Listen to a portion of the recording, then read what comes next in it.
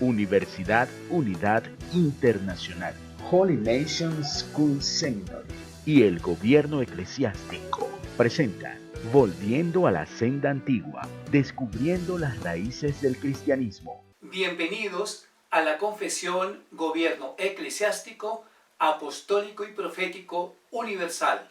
Nuestro programa, Volviendo a la Senda Antigua, descubriendo las raíces del cristianismo. Nuestro tema hoy, cristianismo y judaísmo, la unidad de un pueblo dividido. ¿Sabías tú que ya en el Antiguo Pacto se había hablado de estos dos pueblos? De la división de ellos y la unidad que el Padre Eterno ya estableció.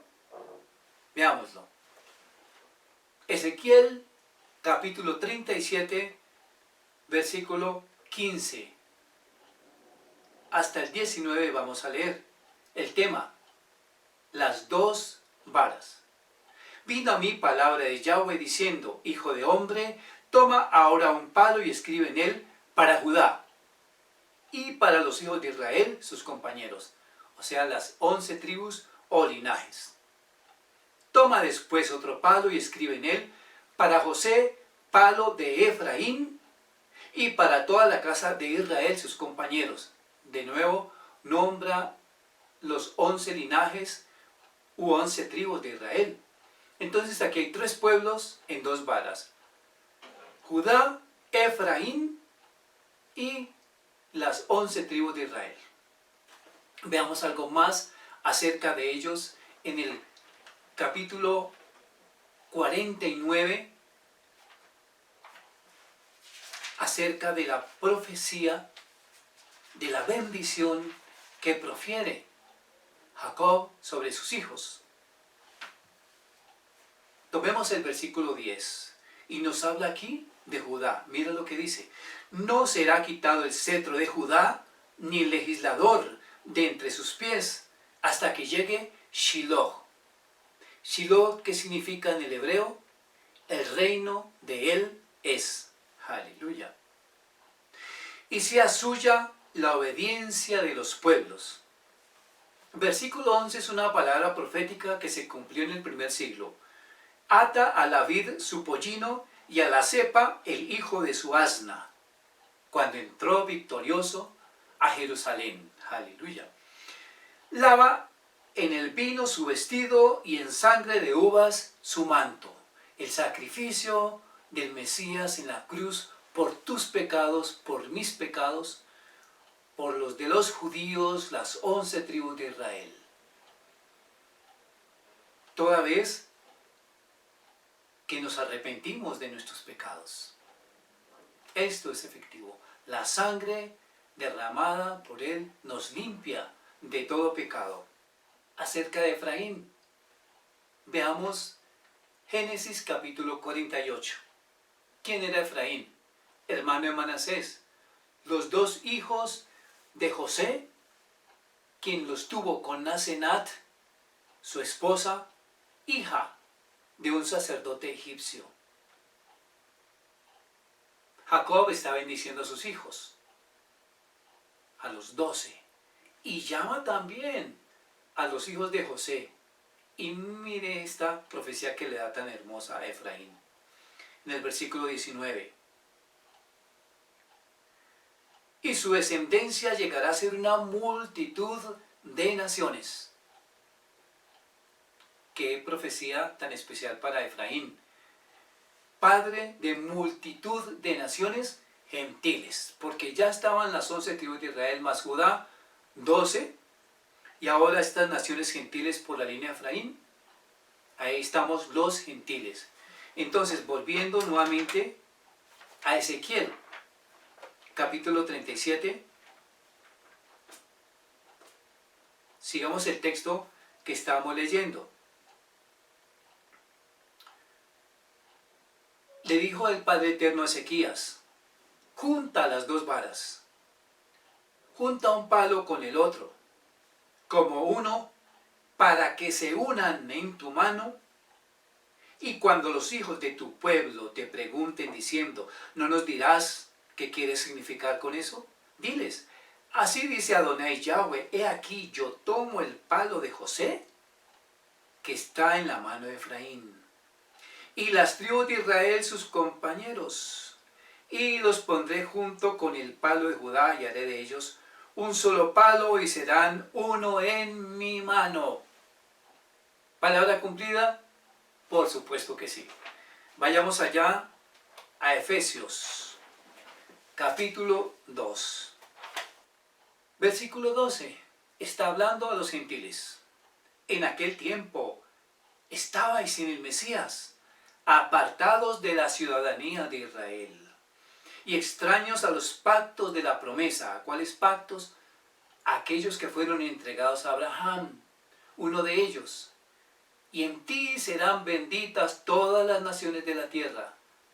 La promesa que el Padre Eterno le dio a Abraham para nosotros.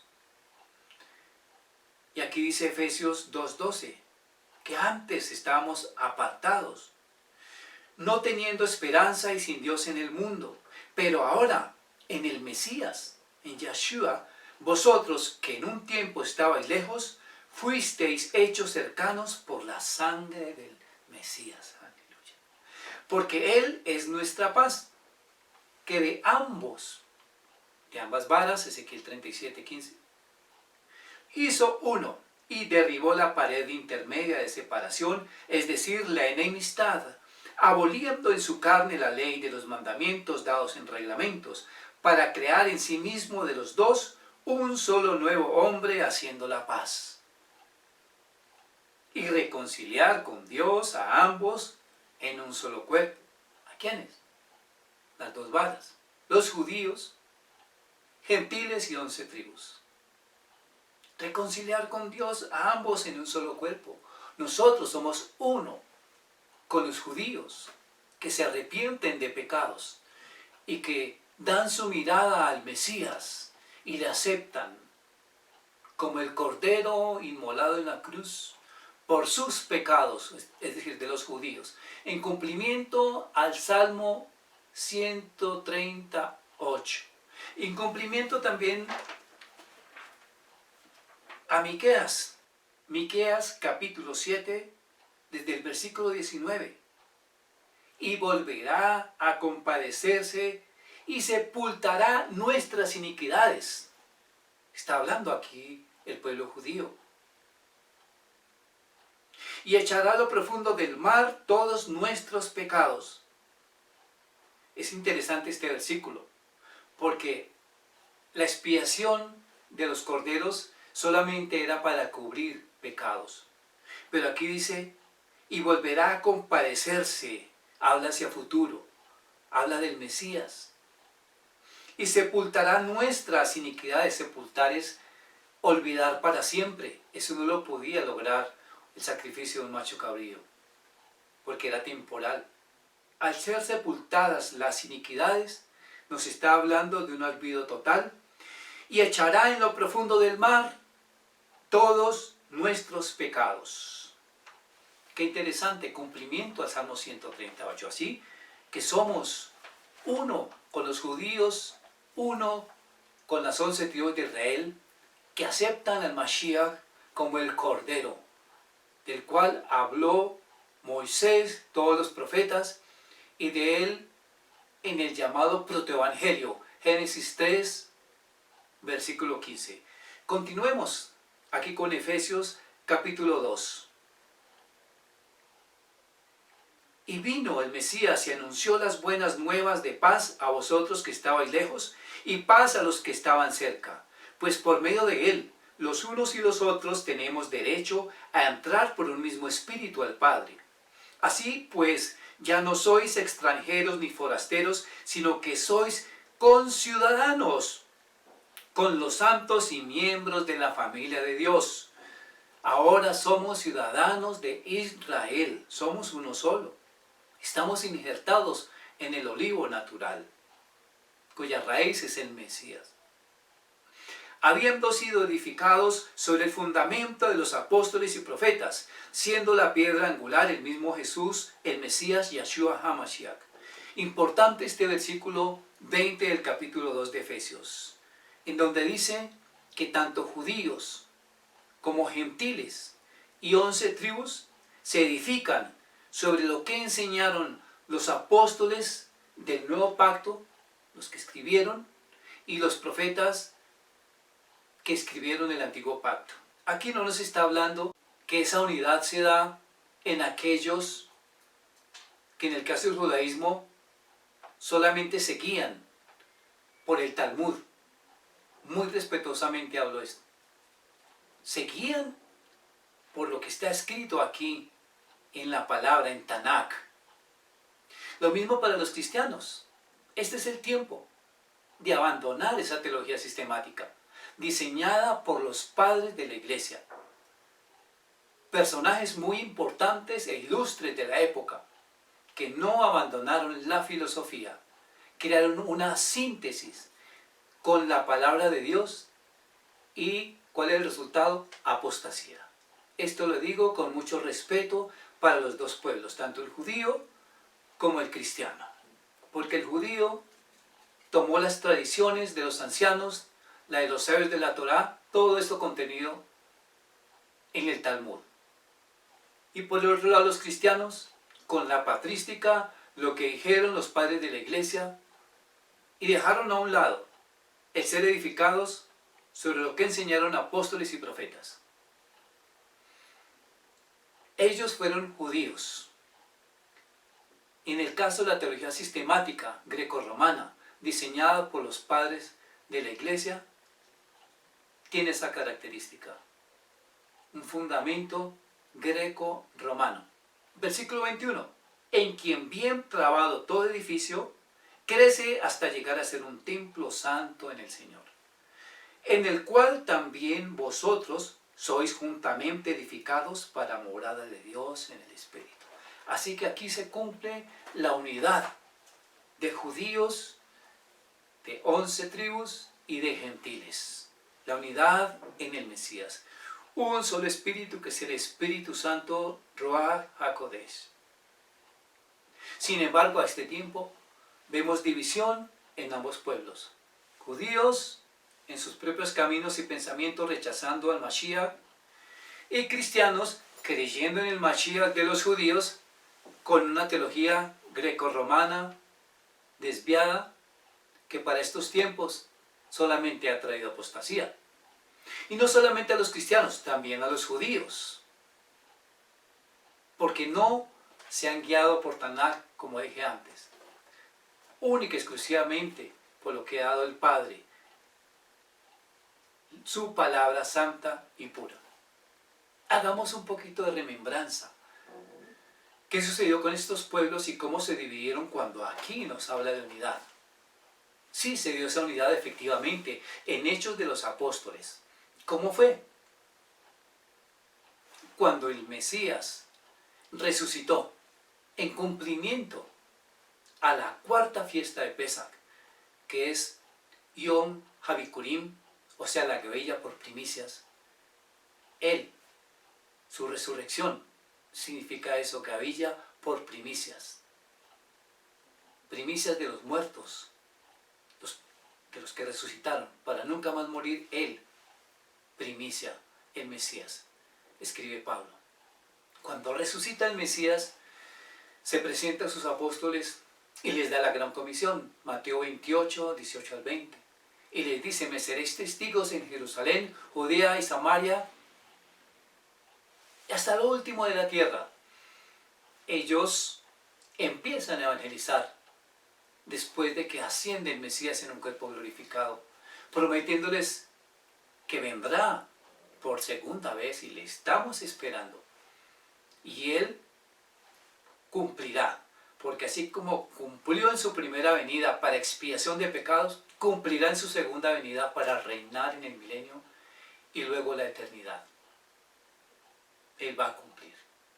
Encontramos un gran avivamiento con los judíos mesiánicos, evangelizando solamente a judíos, porque esa era su mentalidad en el momento.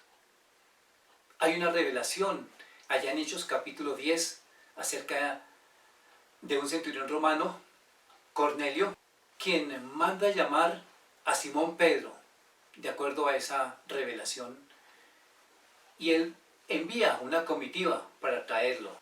En ese tiempo, en ese momento, Pedro también tiene una revelación. Dice que estaba en la azotea y sintió en ese momento hambre.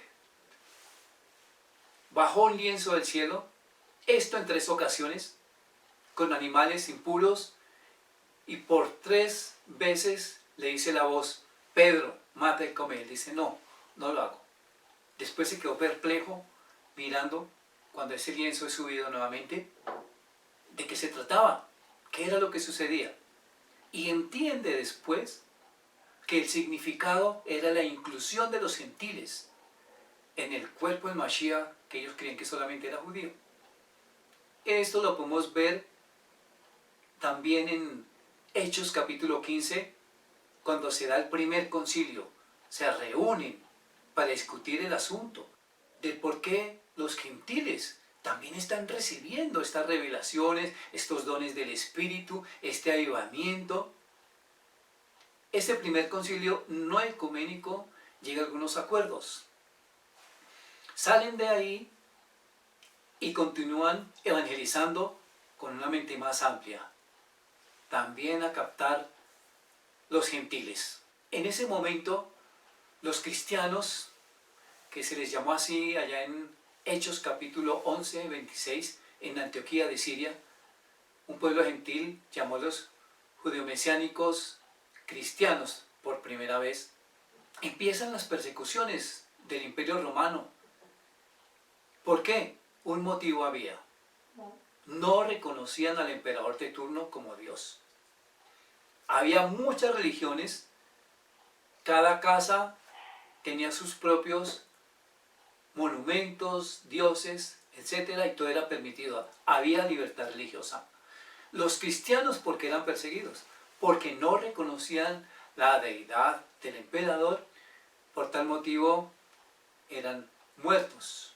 Mártires, esos primeros mártires que conocemos de la historia. Encontramos un gran avivamiento a pesar de la persecución de ese tiempo.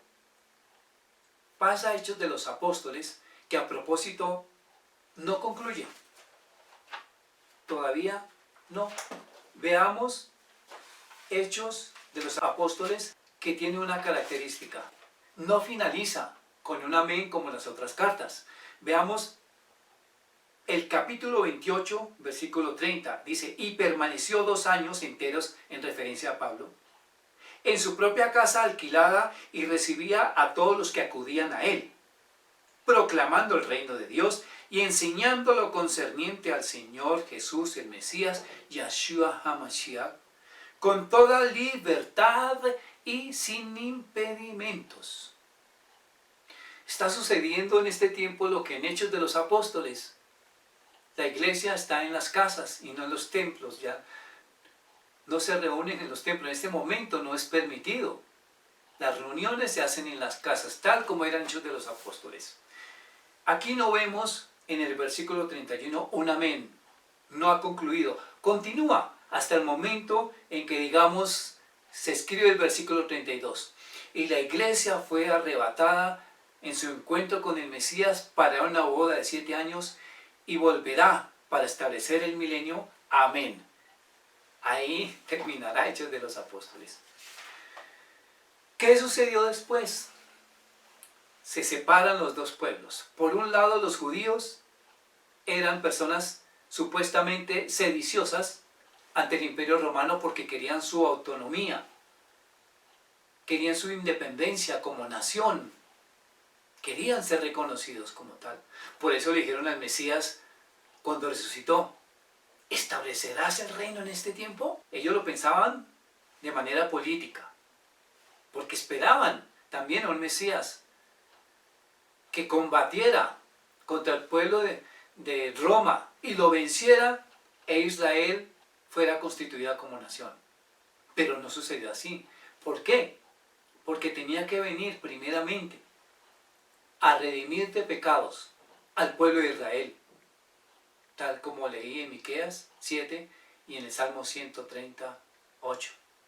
Muchos judíos le han rechazado porque le esperaban como el guerrero, No, tenía que venir primero como cordero. Vendrá como guerrero después de los 7 años de la tribulación que va a haber aquí en la tierra, cuando los israelíes estén siendo atribulados y su ciudad, Jerusalén e Israel, como dice Lucas 21-28, hollada por invasores y por enemigos. Cuando clamen en ese momento, al final de los 3 años y medio, al final del periodo de la tribulación, vendrá por segunda vez el Mesías a salvarlos. Lea Zacarías capítulo 14, ahí habla de esa segunda venida. También habla que Él construirá el templo. Zacarías 6, 12. Y hablarás de Él, del Mashiach, diciendo, así ha hablado Yahweh Sebaot, diciendo, he aquí el varón, cuyo nombre es el renuevo. Isaías 11. Brotará de sus raíces y edificará la casa de Yahweh. El Mesías en persona la va a edificar, no el anticristo, el que va a engañar a los judíos en ese periodo de tribulación, que clamarán y entonces vendrá el Mesías a salvarlos y establecer el milenio. Ahora bien, esa petición que hicieron los primeros discípulos, o mejor, pregunta al Mesías de cuándo establecería el reino nuevamente para Israel, ocurrió en 1948. Y no tuvo que venir el Mesías por segunda vez, ya estaba profetizado allá en Isaías 66, 8, que la nación de Israel nacería en un solo día, 14 de mayo de 1948.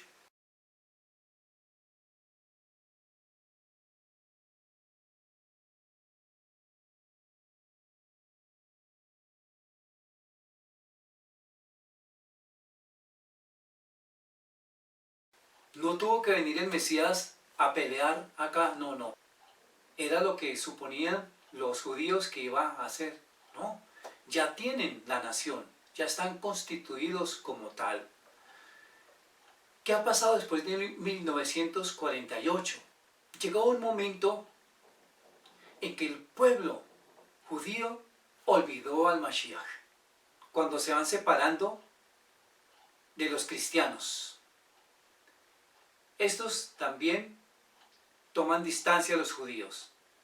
Había dos problemas. Uno, las luchas internas que tenían los judíos contra Roma.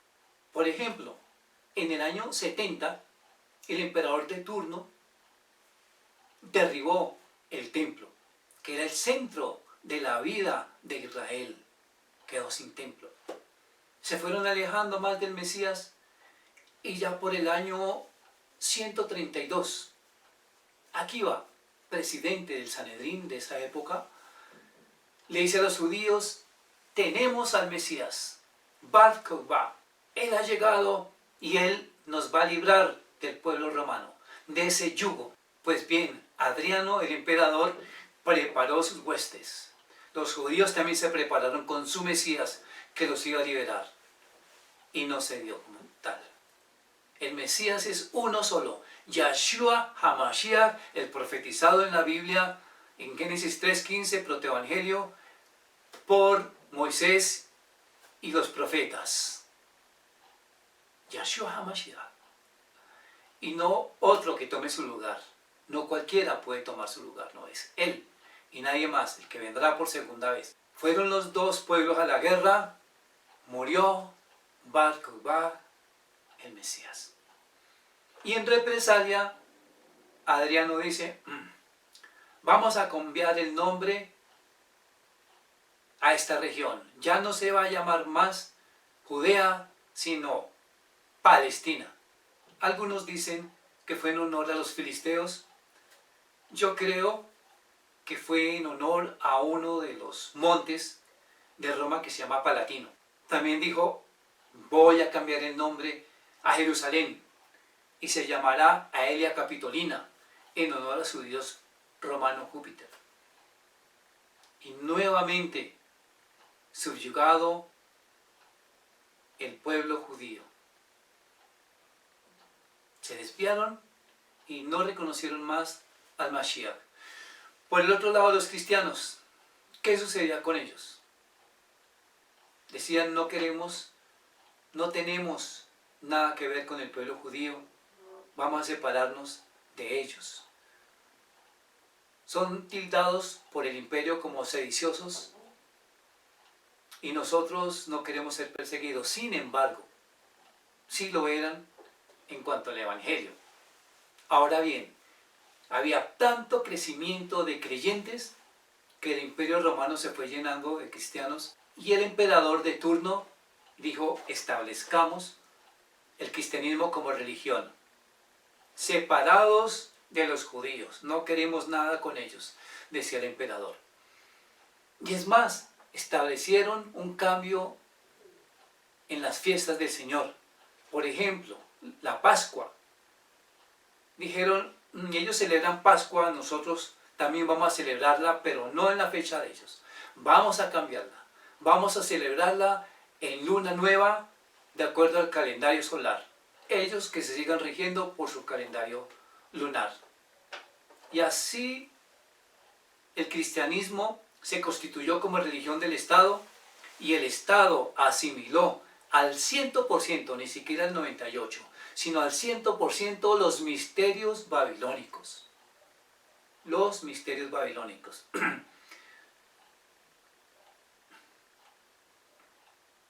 En otras palabras, se convierte en la hija mayor de Babilonia la Grande, de la que se habla allá en Apocalipsis 18. Ahora retoma el judaísmo. ¿Qué pasó con ellos? No se guiaron por Tanakh o la Biblia hebrea, sino por el Talmud. Todo lo que sistematizaron los llamados sabios de la Torá o la tradición de los ancianos. Se guiaron por ella hasta este tiempo, así es. Hubo dos Talmud, el de Jerusalén, año 300, y el de Babilonia, del año 500. Ahora en el cristianismo se levantan los llamados padres de la iglesia por la teología sistemática y la organizan. ¿Y qué está sucediendo ahora con el cristianismo? Los padres de la iglesia empiezan a sistematizar toda la doctrina del Señor y crean una síntesis entre la palabra pura, santa y sin mancha y la filosofía, la de Aristóteles sobre todo. Crean esa fusión y en consecuencia una apostasía. Para este tiempo, Dios está depurando a ambos pueblos. Está sacando a los judíos, aquellos que tienen un corazón dispuesto para Él y que le dicen, quiero conocer de ti, quiero conocer al verdadero Mesías. Y esas personas sinceras, de corazón, arrepentidas delante del Padre, Él les manifiesta al Mesías. En el caso de los cristianos, para esta época estamos viviendo una gran apostasía. De ahí el Señor está tomando a ese pueblo fiel, a ese pueblo que está firme y que clama y que busca de Él y que no está en la iglesia ecuménica, porque la iglesia ecuménica es una iglesia apóstata. La esposa del Cordero, en cuanto a la línea de la parte de los gentiles, ahí no está. En cuanto a los judíos, aquellos que reconocen al Mesías, al Mashiach, al del primer siglo, al que vino a dar su vida por ellos, para expiación de pecados, que le acepten, hacen parte también de este cuerpo del Mesías, de la esposa del Cordero, y las 11 tribus que se arrepienten. Ahí está el palo unido, la vara, de la cual se habla en Ezequiel capítulo 37. Quiero destacar en este momento que es vital y que es importante esa unidad de las dos varas, que aquellos que son los amigos de Israel, llamados así, se preparen para dar testimonio a los judíos de que el Mashiach de la palabra de la Biblia que está acá escrito, de quien se escribió, es el Mashiach de ellos. Hay que rechazar ya ese resentimiento que ellos tienen por causa de la historia y todo lo que sucedió con la Inquisición y demás asuntos. Ya eso hay que pasarlo al olvido. Y hay que decirle a los judíos que la culpa No la tiene el Mashiach, la tiene una religión en su ignorancia. Que busquen al Mashiach que se encuentra aquí en la palabra del Señor. Y para ti, que eres un gentil también, busca de todo corazón al Señor, porque Él viene pronto por una iglesia pura, santa y sin mancha. Una iglesia compuesta por judíos que han aceptado al Mesías, las 11 tribus que se han también arrepentido de sus pecados, y los gentiles, que también hemos dado esos pasos y que todos en conjunto procuramos vivir en el Espíritu una vida de santidad, porque sin santidad nadie verá a Dios. Adoremos al Señor en este momento, con esta alabanza que dice unidos.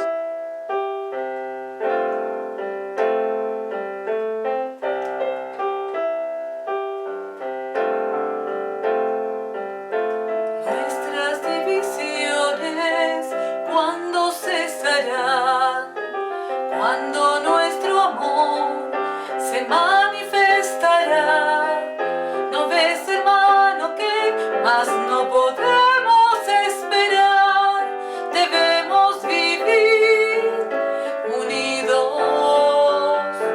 Por cuanto más tiempo en división, el cuerpo de Cristo permanecerá. ¿No ves, hermano, que más no podemos esperar? Debemos vivir unidos hoy. Unidos, unidos en amor. El cuerpo unido en amor. Muy débil será si hay división. Unidos por siempre en el amor del Señor. Unidos, unidos en amor. El cuerpo unido en amor. Muy débil será si hay división. Unidos por siempre en el amor del Señor. ¿Cómo podremos amarnos por siempre si no podemos amarnos hoy? Y cuando en pruebas estés, unidos vamos a permanecer en el amor y vencer. Unidos, unidos en amor. El cuerpo unido en amor.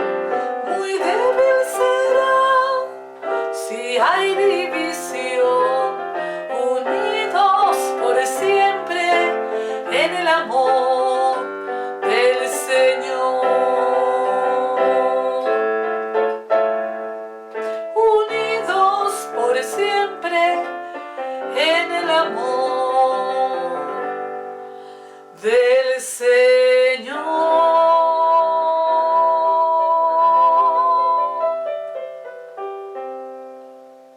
Proclamamos el cristianismo y el judaísmo, la unidad de ese pueblo que por muchos años y siglos estuvo dividido. Te invitamos a que estudies en la Universidad Unidad Internacional y que tus hijos se preparen en Holy Nation School Seminary, educación de reino, educación virtual para este tiempo de calidad. Aleluya. Amén. Es un tiempo maravilloso el que estamos viviendo, aún con estas pruebas tan fuertes. Pero es donde Dios está, como dice su palabra, pasando por el fuego a ese oro para que salga toda hojarasca, para que se queme todo lo que no es bueno y salga un oro pulido, un oro purificado. Tu vida, mi vida, nuestras vidas deben estar firmes Debemos estar en este tiempo firmes en nuestro amado Mesías, Yahshua HaMashiach, su nombre original. Te invitamos a que permanezcas, a que estés sintonizando este canal de YouTube, Confesión, Gobierno Eclesiástico. Hay muchas conferencias, hay muchos programas, muchos temas que te van a edificar y tenemos una información muy importante con la cual te vamos a dejar. Muchas gracias por disponer este tiempo.